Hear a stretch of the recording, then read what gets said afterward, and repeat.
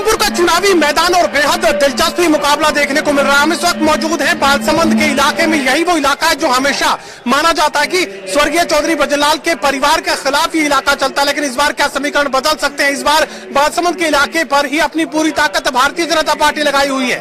इसी इलाके में जननायक जनता पार्टी ने अपनी रैली किया और इसी जगह पर कांग्रेस पार्टी भी अपनी पूरी ताकत झोंके हुए है।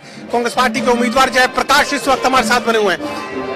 आदमपुर का विधानसभा चुनाव बेहद दिलचस्प बन चुका है। बालसमंद का इलाका हॉट स्पॉट के रूप में पहचाना जा रहा है। सबसे ज्यादा ताकत कांग्रेस भी इसी इलाके में लगा रही है, भव्य बिश्नोई भी इसी इलाके में लगा रहे हैं और जेजेपी ने भी इसी इलाके में रैली की है। इसके ये तो मानते हो ना कि बालसमंद का इलाका में कांग्रेस पार्टी बहुत ही ज्यादा मजबूत है और इन लोगों की आदरणीय चौधरी भूपेंद्र सिंह हुड्डा में आस्था है।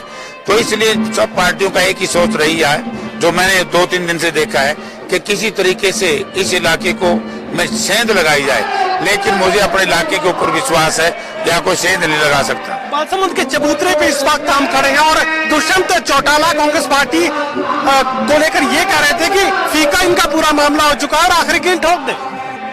देखिए, तो उनका नेता क्या कहते हैं मुझे नहीं मालूम लेकिन चाहे आम आदमी पार्टी के कार्यकर्ता हो, चाहे जेजेपी के हों, चाहे बीजेपी के हों, इवन चाहे लोकदल के हों, सब लोगों ने एक मन बनाया है।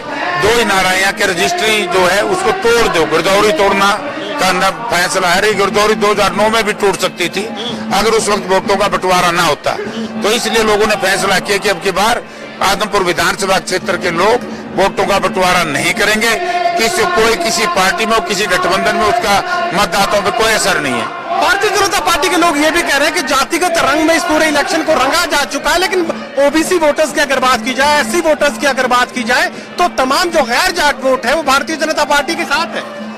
ये तो ये कहकर के सांस ले रहे हैं, लेकिन मैं कह सकता हूं कि दलित समाज ने जिस तरीके से आदरणीय हमारे भाई उदयभान जी का समर्थन किया है, वैसे भी दलित और पिछड़ा हमेशा कांग्रेस पार्टी का रहा है। जब भी दलित और पिछड़ा कांग्रेस पार्टी से अलग हुआ है, ठीक बात है कि कांग्रेस को नुकसान हुआ है, लेकिन दलित और पिछड़ा जब कांग्रेस के खिलाफ रहा है, बाहर रहा है कांग्रेस से, इनको नुकसान हुआ है। आज भारतीय जनता पार्टी की नीतियों से और इसलिए दलित और पिछड़ा वर्ग हमारे साथ आ चुका है, क्योंकि चौधरी भूपेंद्र सिंह हुड्डा ने जो योजना चलाई थी कांग्रेस पार्टी ने, चाहे 100 गज के प्लाट थे, चाहे स्टाइपेंड की योजना थी, चाहे वो इंदिरा आवास योजना कॉलोनिया की बात थी, तो सारी योजना इन्होंने बंद कर दी है। तो इसलिए दलित समाज ने निर्णय लिया है। और जिस तरीके से कुलदीप बिश्नोई ने कांग्रेस पार्टी छोड़ने, जब उदयभान जी को पीसीसी प्रेसिडेंट बना, तो कुलदीप बिश्नोई ने कहा था कि इसको कोई जानता नहीं, ये ना तजर्बेकार है, ये दलित समाज से। मैं बताना चाहता हूं कि 22% वोट भारतवर्ष में हरियाणा में दलित समाज की हैं। आज उसी का एक कारण है कि दलित समाज ने जिस तरीके से एकदम लामबंद होकर के कांग्रेस पार्टी का साथ देने का निर्णय लिया है और भाजपा को और कुलदीप बिश्नोई परिवार को हराने का फैसला किया है, तो आज उसी के भय से आपने देखा जिस तरीके से हिसार जिले का या पूरे हरियाणा प्रदेश का सरकारी तंत्र दिन रात लगे हैं, कहीं पोल गाड़ रहे हैं। ये तो वो काम करते हैं कि रिश्ते सबके कर देंगे, शादी किसी की होती नहीं। मुझे ये भी बताइए कि हमारे पीछे जो बालसमंद का मंच नजर आ रहा है, इसी मंच पर कुलदीप बिश्नोई भी मौजूद थे और हरियाणा के उप मुख्यमंत्री दुष्यंत चौटाला भी, भव्य बिश्नोई भी। अब ब्रजलाल परिवार और चौटाला परिवार एक मंच पर। मुझे नहीं लगती मजबूरी, पता नहीं कहाँ आदमी को कहाँ बैठा दे, लेकिन ये तो नॉर्थ और साउथ पोल वाली बात है, मन इनके इकट्ठे नहीं हो सकते। पूर्व मुख्यमंत्री भूपेंद्र सिंह हुड्डा भी एक गांव में ढाणी तक प्रचार के लिए पहुंचे हैं। क्या लगता है कि हुड्डा का जादू चलेगा?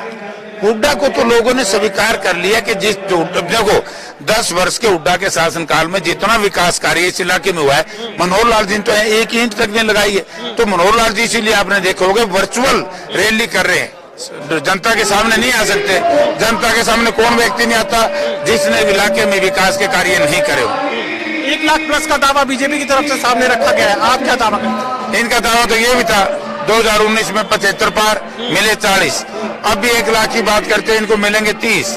कोई वोट देने के लिए तैयार नहीं। मैं आदमपुर शहर मंडी से आया हूँ, वहाँ पर आज भी ऐसा इलाका है ना सीवरेज है, ना वाटर सप्लाई है, ना बिजली है, ना गली है, तो कौन लोग इनको वोट देगा? लोगों ने निर्णय ले लिया है कि अब की बार कांग्रेस पार्टी को, जयप्रकाश को जिताएंगे और आदमपुर विधानसभा क्षेत्र की आवाज विधानसभा में उठाएंगे। 24 में कांग्रेस की सरकार बनाएंगे। चलिए, कांग्रेस पार्टी के उम्मीदवार जयप्रकाश अपनी जीत को लेकर पूरी तरह आश्वस्त और साफ ही बात कर रहे हैं कि इस इलाके में विकास की रफ्तार पूर्व मुख्यमंत्री भूपेंद्र सिंह हुड्डा की तरफ से ही तेज की गई थी और इसी वजह से हुड्डा का जादू चलेगा। सहयोगी कमल के साथ doctor Mahesh Kumar, total news, Adampur, Hisar.